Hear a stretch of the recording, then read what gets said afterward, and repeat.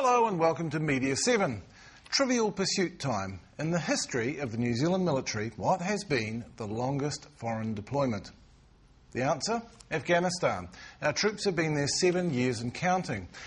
If that was news to you, it's probably because Afghanistan generally hasn't been considered news by New Zealand media. In this show, we'll look at the stories we're missing and the way the Afghanistan story is turning in world media. Simon Pound kicks us off.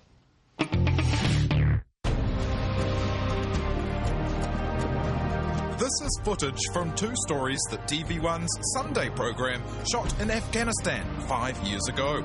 They tell of the work that New Zealand soldiers were doing on their dangerous and far-flung deployment.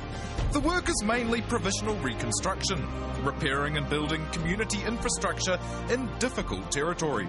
The reason we are showing 5-year-old footage is that our soldiers are still there, doing similar work, but the public hasn't seen much new reporting in the last few years.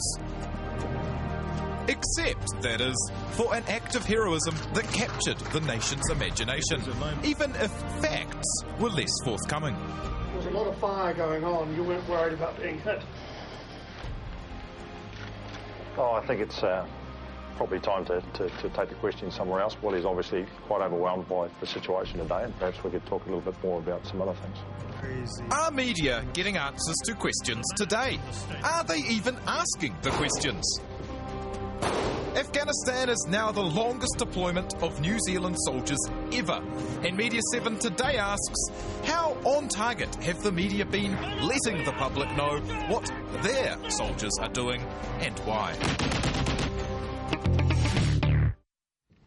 Joining us to mention the war are broadcaster David Beatson, who has been breaking real stories about the war in his new incarnation as a blogger at pundit.co.nz.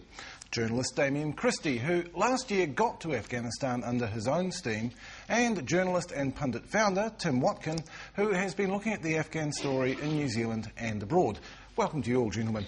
Now, David, you have clearly been doing an enormous amount of work on this. You've got a thick pile of Official Information Act responses there. Why are you so interested in this story when no one else seems to be?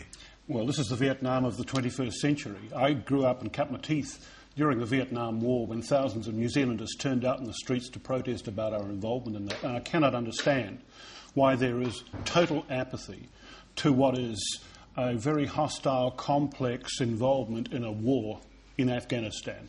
Everybody says, oh, it's not a war anymore. Oh, yeah. Just check out the next suicide bombing. This is war, all right. And for anyone to say it's not, they are ignoring the facts, and unfortunately, we are encouraged to ignore the facts. Encouraged not least by our own government. You've had a lot of trouble getting them to talk about this, haven't you? I've been corresponding with ministers and officials for close to 4 years now. On average, it takes about 1 month to 2 months to get a response. I've had 2 successful appeals to the Ombudsman to extract information. The government is not willing and encouraging public discussion about that war, and it should. Damien, you're the only one of us in the room who has actually been to Afghanistan. Why did you want to go?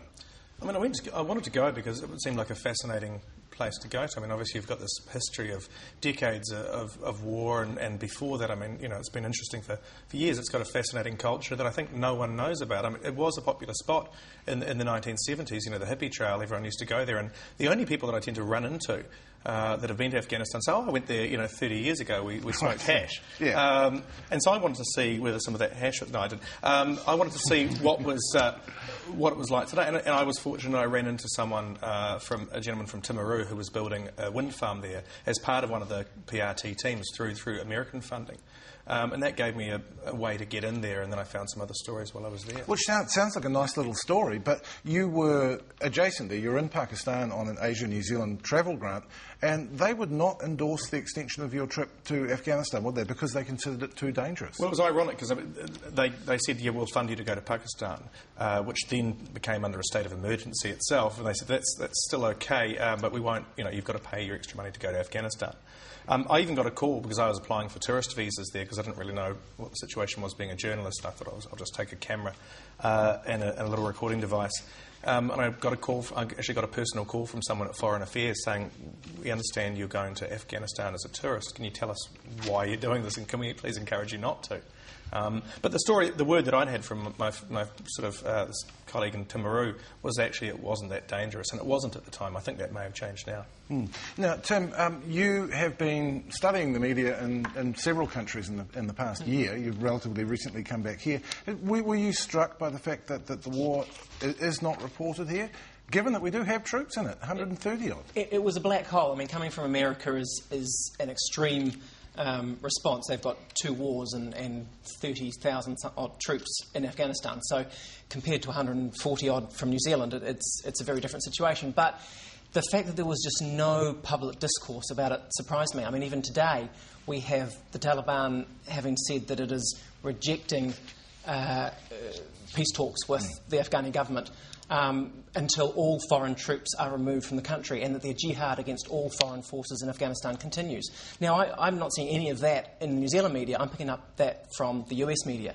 There just seems to be a complete unwillingness to engage in this, and as David said, an incredibly complex situation. The tribalism, the religion, the opium trade, there is millions of stories. And it's not as if there is a news blackout. I mean, David, you were saying before the show, you have the Afghani news wire coming in every morning. I mean, there are stories, aren't there? That's the internet age. Anybody who wants to find out can find out, but the New Zealand government does not really want you to find out too much, and makes it very difficult when you want precise details about New Zealand's involvement. Isn't that the point? I mean, both of you have been talking about, you're well informed with what's going on there. I did a quick Google this morning. There's 160,000 stories about Afghanistan up there. If you want to know what's going on there, then you can.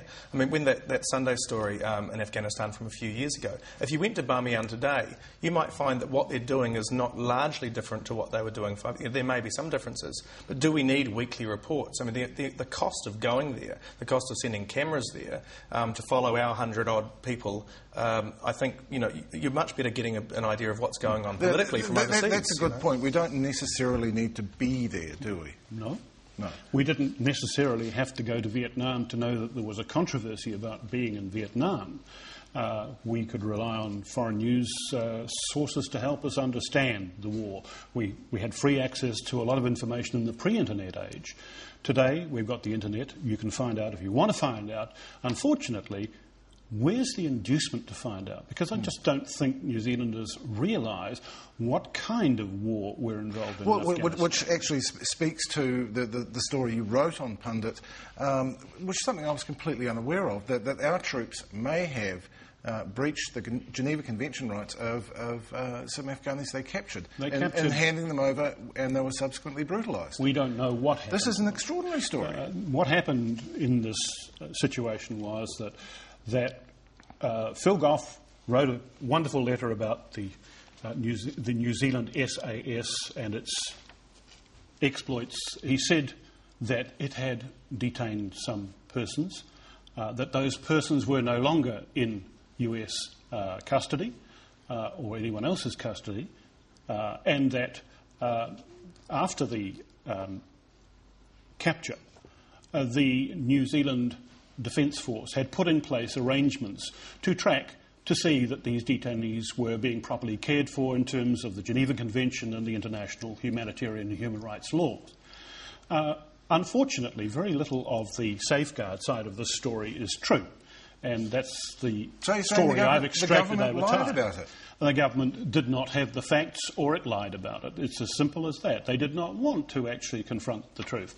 What had happened was that between 50 and 70, and you tell me why they can't give us a precise number, between 50 and 70 detainees, these are people who were rounded up in the course of what's called a snatch and grab raid, taken back and turned over to the US military police and interrogators at either the Bagram or the Kandahar detention centre, where they were to be processed, as they call it.